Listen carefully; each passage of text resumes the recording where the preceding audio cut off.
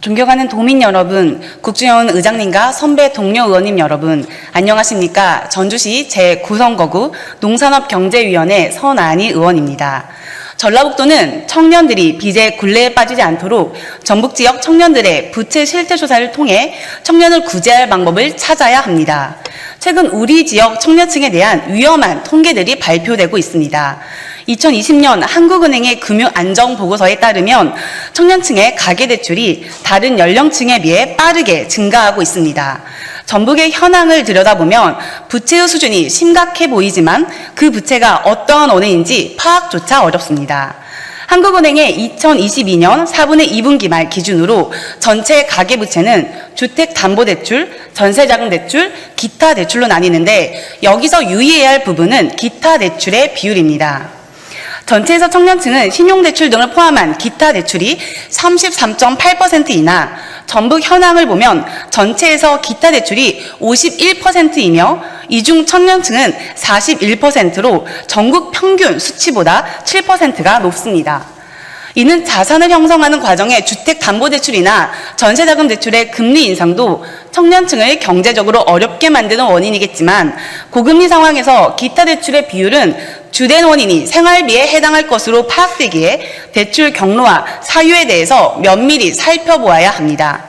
서민금융진흥원의 최근 자료를 보더라도 전북 청년 중 햇살론 뉴스의 대위 변제율은 2년 사이에 7.8%로 급증하고 햇살론 1호 역시 대위 변제율이 2020년에 비해 12% 상승하는 등 대출을 받더라도 변제하지 못하는 청년들이 급격하게 늘어나고 있습니다. 실제 청년 부채는 다양한 사회, 경제적 문제를 내포하고 있습니다. 영끌, 비투로 청년의 무분별한 대출에 대한 비판 여론이 존재하지만 그런 시각이 청년 문제의 해법이 될 수는 없습니다. 청년 세대가 겪고 있는 주거, 일자리, 교육, 건강, 가족 등의 다양한 원인이 존재하며 코로나19 장기화로 인한 취업의 어려움, 소득 감소로 인한 고통을 호소하고 있습니다. 그렇기에 실태조사를 통해 금융권 부채 외에도 통신요금, 건강보험료 연체, 학자금 대출 연체 등도 함께 살펴보아야 합니다. 한국장학재단을 통해서 받은 학자금 대출 부실채권 채무자 및 연체자 현황을 보더라도 6개월 이상 장기 연체자가 2021년 말 3,453명에서 2022년 8월 집계로 이미 작년의 연체자 수를 뛰어넘어 3,486명에 달합니다. 취업도 하기 전 연체의 늪에 빠지는 청년들은 그 구제 방안을 모색하는 길도 찾기 어렵습니다. 장기 연체로 인해 신용정보의 연체자로 분류되면 휴대전화의 사용이 중단되며 이는 사회와의 단절을 가져올 것이고 건강보험료 연체 등은 경제적 어려움뿐만 아니라 청년의 기본적인 생존 문제를 위협하는 요소가 됩니다. 또한 한번 연체에 빠지게 되면 대출의 질이 극도로 나빠지고 내구재 대출, 소액결제강, 작업대출과 같은 불법 금융피해에 노출되며 악순환으로 이어질 확률이 높습니다. 최근 한 기사에서는 전주 지역에서 불법 대출로 816만 원을 약 30명에게 빌려주고 이자로 연이율 약 8,200%에 해당하는 300만 원을 받아낸 업체들이 기승을 부린다는 내용을 전하기도 했습니다. 이런 불법 대출은 돈을 갚지 못할 경우 협박과 개인정보 노출 등 2차 피해가 발생하고 있어 극단적인 선택까지 하게 되는 상황에 놓이기도 합니다. 어떠한 문제든 효과적인 대책을 마련하려면 문제에 대한 정확한 조사와 진단이 필요함에도 불구하고 청년 부채는 그 시작조차 못하고 있는 현실입니다.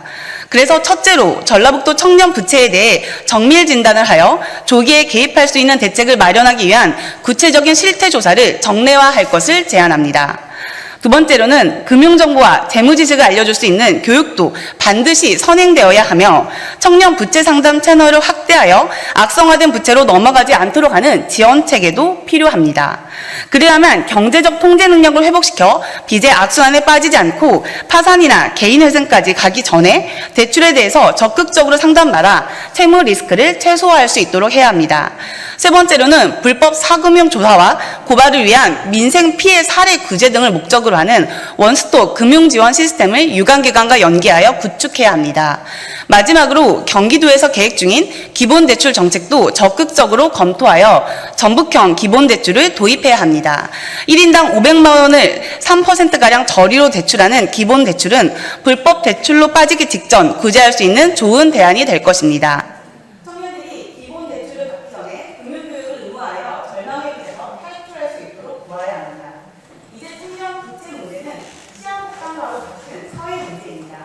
경제적 고립으로 인한 안타까운 삶의 재발관리를 위한 대안을 마련하겠다는 고도리표 응답을 멈추고 개인의 노력으로 방치할 문제가 아닌 지역사회가 함께 풀어가야 할 과제로 논의해야 합니다.